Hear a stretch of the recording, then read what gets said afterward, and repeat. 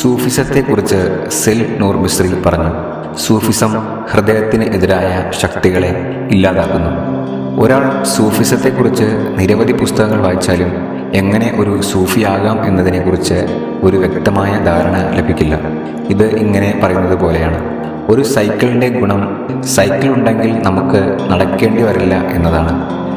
ഈ പ്രസ്താവന നമുക്ക് മനസ്സിലാവുന്നുണ്ട്, എന്നാൽ ഒരു സൈക്കിൾ എങ്ങനെ ഓടിക്കാം എന്ന് ഇത് വിശദീകരിക്കുന്നില്ല. ഇതുപോലെയാണ് സൂഫിസത്തെക്കുറിച്ചുള്ള പല പുസ്തകങ്ങളും. അവ സൂഫികളെക്കുറിച്ച് മാത്രം സംസാരിക്കുന്നു, അല്ലാതെ എങ്ങനെ ഒരു സൂഫിയാകാം എന്നതിനെക്കുറിച്ചുള്ള പ്രായോഗിക നിർദ്ദേശങ്ങൾ നൽകുന്നില്ല. ഹൃദയം ദൈവത്തിൻ്റെ വാസസ്ഥലമാണ്. സൂഫിസം ദൈവത്തിനെതിരായ എല്ലാ ശക്തികളെയും ഹൃദയത്തിൽ നിന്ന് നീക്കം ചെയ്യുന്നു. കശ്ഫുൽ മഹ്ജൂബിൻ്റെ പേജ് 80 പ്രസ്താവിക്കുന്നു: ഹൃദയം ദൈവത്തെ അല്ലാതെ മറ്റൊന്നിനെയും പരിഗണിക്കാത്ത അവസ്ഥയാണ് സൂഫിസം.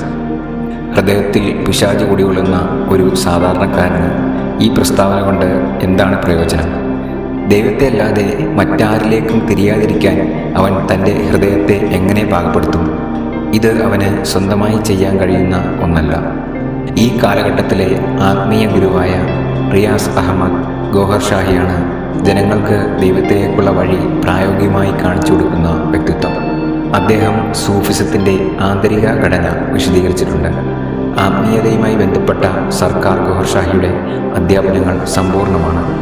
സർക്കാർ ഗോഹർ ഷാഹി ആധികാരികമായി പറയുന്നു: ഞാൻ പറയുന്നത് കേൾക്കുക, അത് സ്വീകരിക്കുക.